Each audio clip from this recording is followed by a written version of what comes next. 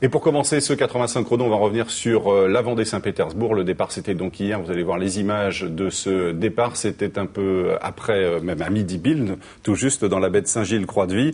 Les bateaux avaient d'abord quitté les pontons aux alentours de 10 heures. Pendant une petite heure, le défilé dans le port de Saint-Gilles. On a vu sur les images le bateau actuel d'Yves Le Blévec. Vous avez pu suivre d'ailleurs le départ hier en direct sur notre antenne à 11h50. Et puis, départ donc donné par Philippe de Villiers à partir de 12h.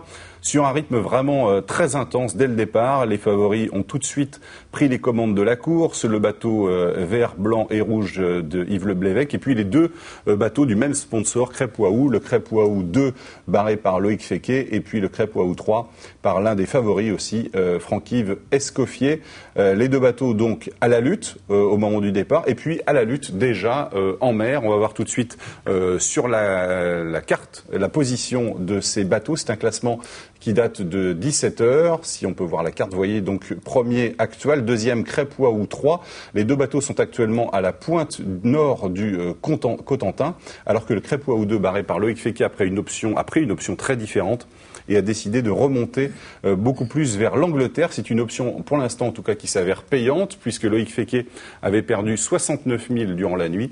Il en a récupéré 43 durant ces dernières heures. C'est lui qui marche le plus fort, un peu plus de 14,2. Voici maintenant le classement complet donc à 17 heures de cette première journée donc sur la Vendée-Saint-Pétersbourg. Vous voyez les écarts. Donc Yves Le Blévec en tête avec seulement un peu moins de 3000 sur Franck-Yves Escoffier, un peu moins de 5 km. Et puis ensuite, vous voyez Loïc Féquet 43 000. Et puis ensuite, le trou est déjà fait sur l'Alourou-Quérol sur région Aquitaine. Les 4 premiers bateaux sont les 4 bateaux les plus récents de la flotte.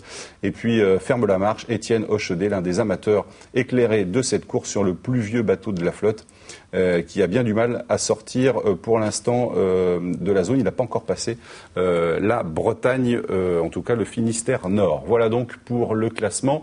Je propose d'écouter justement Loïc Féquet, l'actuel 3e de ce classement. Il racontait dans la vacation de ce matin ce à quoi allaient ressembler les 12 prochaines heures. Nous, on n'a pas comme but de rattraper les deux qui sont devant sur les 12 heures qui viennent.